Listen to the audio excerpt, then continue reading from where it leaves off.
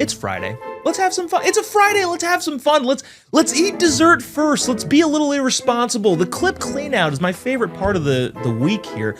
May or may not banter a little bit longer than I probably should. And we don't have time for everything. So on Fridays, we have the clip clean out. It's usually segment 4, but today there's quite a bit there. And interestingly enough, there's also kind of a theme that tends to build in this particular clip clean out. So we're going to do dessert first, but let's do it. It's Friday. We're going to have a fun time.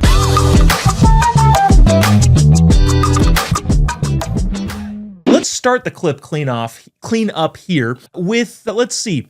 The theme is socialism and the stupidity of it. That's effectively the theme going on here. They're organized in such a way that kind of it draws its own narrative, meaning that, well, there's the ramifications of socialism, then there's the socialists themselves, and then the people on the ground who have ridiculous beliefs of how the world works, and even some sane libs. I'll stop talking about it. Let's get right to it. This is cut 7 on the clip cleanout. The trash in New York City has begun to pile up, and that comes as a total and utter shock to absolutely no one. Cut 7.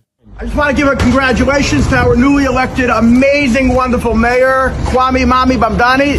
Everything's under control. The streets are all clear. Garbage is all being picked up. It's on schedule. It's every 3-4 weeks. They come by, they pick up some garbage. They're following the sanitation procedures of Cuba. It's going to be beautiful. Just get nose plugs in case the weather starts smelling. There's not that much garbage. Poquito. That's a fantastic troll there of a New Yorker looking at all the trash piling up. We did this story a while ago. Unfortunately, the pitfalls of socialism have befallen New York City. Not only is there trash piled up on the streets, the snow hasn't been plowed, there are thousands of people without heat in New York City. I believe it said tens of thousands of people in the article I read. I think it was in the New York Post. But again, who could have seen this coming? This has blindsided all of us. It's shocking. It's unbelievable. How could this possibly happening with a socialist mayor? Now, the problem is, how do I put this kindly? Being a socialist, if that were the only thing that Mamdani was, that would be better than what he actually is. Here is Mamdani in a speech that I believe he gave today, talking about, well, I'll just play you the clip and let you come to your own conclusions, and then we'll discuss briefly after that. This is cut 8. The story of the Hijrah reminds us that Prophet Muhammad ﷺ was a stranger too, who fled Mecca and was welcomed in Medina. Surah 1642 tells us, "As for those who immigrated in the cause of Allah after being persecuted, we will surely bless them with a good home in this world." Or as the Prophet Muhammad ﷺ said, "Islam began as something strange and will go back to being strange. So glad tidings to the strangers." If only he was just a socialist, but he's not. He's also an Islamic extremist. Well, let me put that charitably. It's possible that he might be an Islamic extremist. I don't think he's participated in any of those things as of yet. I'm just, keeping an open mind here that could be a possibility. But quoting there from the Quran. So again, I wish the only thing that he was a socialist. Unfortunately, it seems to go a little bit further than that. And there are some people, even on our side, that say, well, hey, Constitution specifically says freedom of religion. You're allowed to practice whatever religion you want. And that's true, but I think we've talked about it a number of times on this show. Generally speaking, the founding fathers were kind of set on, oh yeah, we all agree Christianity is, the dominant religion here. We just don't want the government to pick sides between, Presbyterians and Catholics and Methodists who are touching on the edge of do we still include them? Anyways, it's all of these different sects of Christianity, and that was kind of the meaning behind the whole freedom of religion thing. And I'm not saying you want to necessarily be a Christian state. That's not even the argument I'm making here. The point I'm making is, yeah, you can do the idea of, well, every religion is welcome here and everything is totally fine and everything is the same. The problem is that's just factually not true. Find me the Muslim countries around the world, then compare those to the Christian in culture, not the, government-run Christian countries, of which I don't know that there are many, and just compare and contrast, right? Just compare and contrast the Christian Western countries with the Islamic countries. Let me know if you find some major differences in the lifestyles and the economic advancements and, well, really any other way of life that happens to be better in the Muslim countries. My guess is that you probably won't find many. So that being said, I wish the only thing that Mamdani was, sorry, I mispronounced it, Moron Zamdani. I wish the only thing that he was a socialist. Unfortunately, it's gone further than that. The problem is you have several people in New York City that prop up the socialist idea, and you kind of think, who are these people that think this way? Well, unfortunately, it gets a little bit scarier because our friend Nate Friedman, I don't know if I call him a friend. I'm sure he would be a friend. He's never been on the show, but that's usually how I describe people that have come on the show. A guy who is friendly to conservative causes was interviewing somebody on the streets of New York City and gives a perfect example of the type of person who is deluded enough to think that Mamdani is a good idea. This is cut 9, an actual Mamdani's at the top, but all the people on the bottom, that's the actual problem, because the more people believe this sort of stuff, the more people are going to want to try and implement it, and the more they try and implement it, the worse it gets for everybody in New York specifically, but people more broadly who continue to accept a system that has never once worked. This is cut 9. What do you say to these folks who say, well, if you tax millionaires, they're going to leave the city, and the top 1% pays 40% of the taxes in the city, so what happens if they leave? What's your response? Well, that's what I would say. It's like we should take their business, and we run it like for like the city ourselves. So if they take their business to Florida, you feel like you can keep it here? I mean, they can't leave the building. They can't like just bring their whole entire workforce to Florida, right? They can't bring all of like the resources that they have to like build the business here to Florida, right? That's a whole thing. And that's where we would even say, like, if we're building a real movement, right, to like stop that, we'd also like make it illegal for them to like actually like leave, right? We would fine them to hell if they're gonna try to like abandon their property here, right? Because clearly people do need to work, right? People do need to like, make a living. So that's Charles Berry, and while that might have been one of the craziest things I've ever heard in hundreds of street interviews, what matters more is that he's a teacher for New York public schools. Good Lord. So this is the actual problem. Unfortunately, the guy currently sitting in the mayor's office in New York City is just what happens when too many people think the way that guy does. I don't even necessarily need to know if we need to go into the details of what he said, but you're going to basically kidnap billionaires. That's what he's saying. Well, we're not going to let them leave. I think that's kidnapping. Oh, you're going to find them out of it. Okay, then they just won't do business anymore. What I fail to understand is how people fail to recognize that the profit motive and incentives are a thing. And you can hate the rich all you want. I mean, I don't. You can demonize success all you want. But at the end of the day, those people are the job creators. An economy is not just doesn't pop out of nowhere. Economy doesn't grow on a tree and you can. I went outside today to the economy grove and I picked some nice economies. No, the economy is made by people. The only reason that there are resources is because people have produced those resources. And if you disincentivize, or at the very least, don't incentivize, in this case, this guy's trying to disincentivize it by saying we're going to kidnap billionaires and keep them here effectively, you're not going to have any resources. I fail to recognize how people think that this is a good idea. Now, fortunately, I guess, well, at the very least, it's interesting nonetheless to see kind of the coalition that's been built around the right and the free market people and the people that have decided that personal freedom and not, being kidnapped and held hostage in a city that is being run by somebody who wants to steal all of your money, all of these people who think this sort of thing, at the very least, the coalition being built on our side is in part due to some people who probably had some of those ideas in the past, or at least had a leftward slant to their politics, that are seeing the politics of people like that, unfortunately, New York City school teacher, and saying, I didn't change my beliefs. The party left me. Bill Maher is famous for saying this.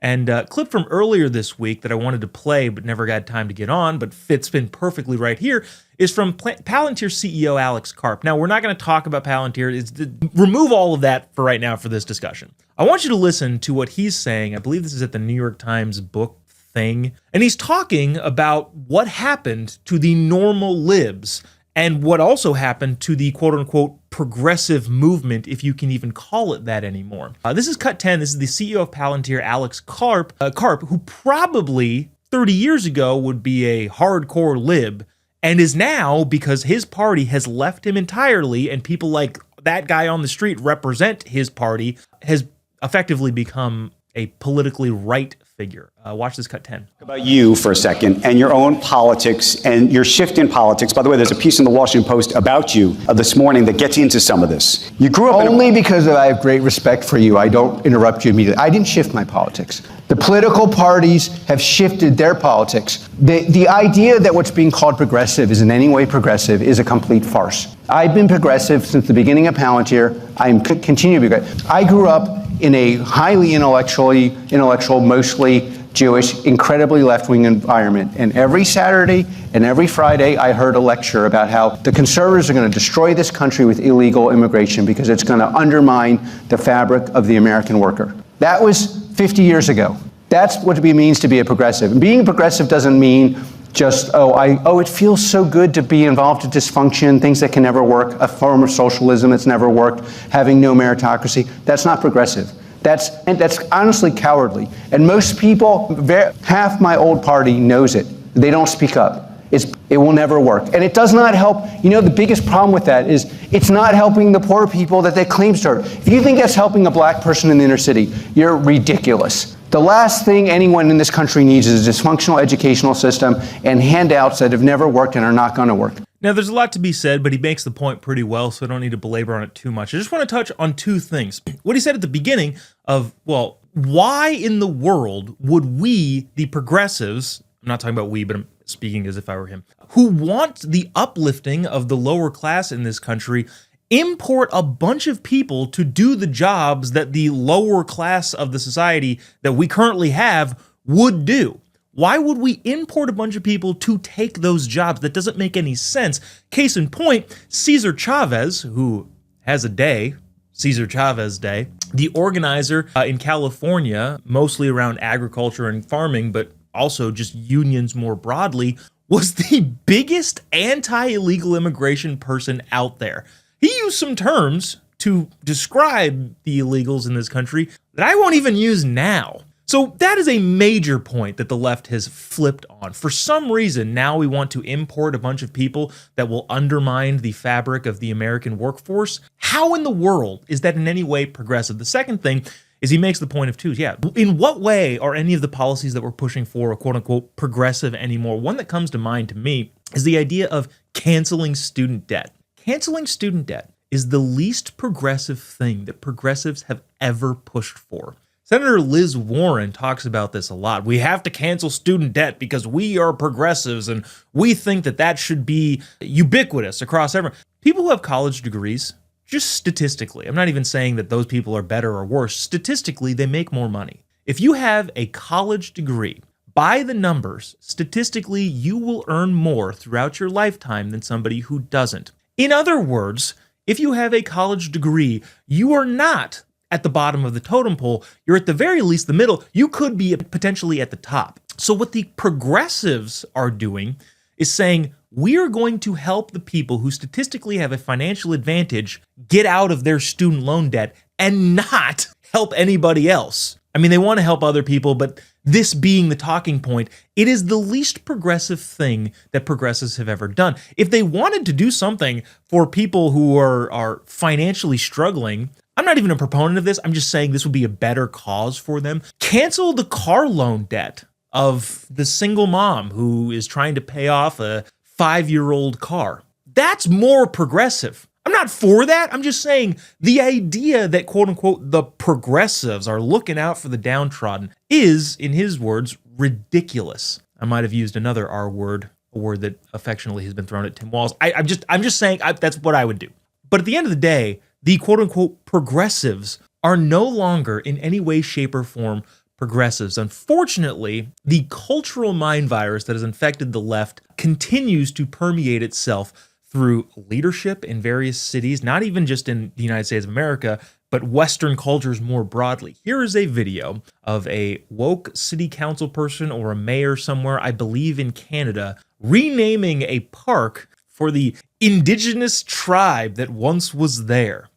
Just play the cut. This is cut 11. Canadian Park being renamed. Hence the name Nonna Wastina. It translates to where they lived good and beautiful lives. Learning to say the name is just a small way we can all be accountable to healing our relationship with our nation's first peoples.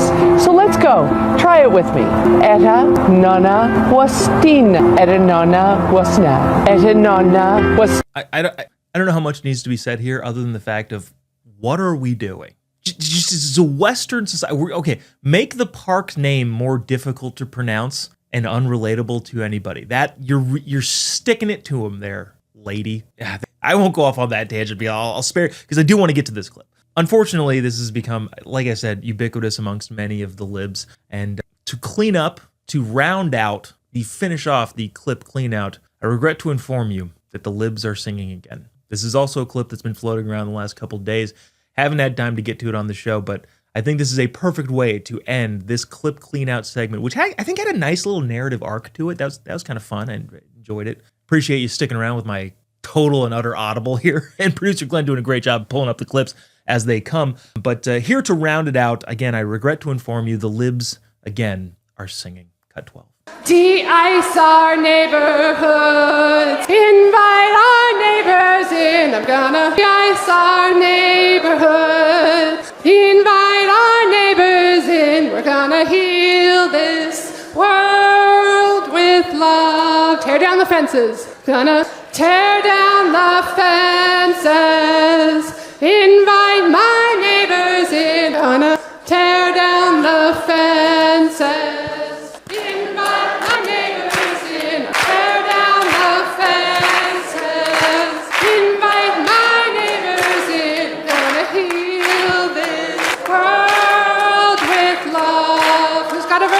All right, we're gonna de-ice our neighborhood again.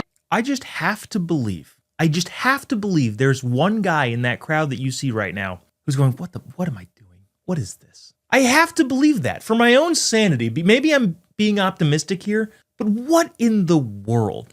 Also, side note, how did we lose the arts culture to these freaks? Like, how are they the musicians and artists of our culture and society? I also, too, really like the fact that she's like, all right, you sing a verse. And I was like, what? Anyways, we're in an interesting time. I think that doesn't need to be said, but I'll go ahead and say it anyway. We're in an interesting time here in this country. And the only way we can take it back is to continue to promote the ideas of freedom, the ideas that this country was founded on, the ideas that the free market is a good thing and incentivizes people to make good and awesome things, and point out that lefty, quote-unquote, progressivism in most all cases is just regression into, I don't know, a world where libs feel good about themselves despite not having helped anyone.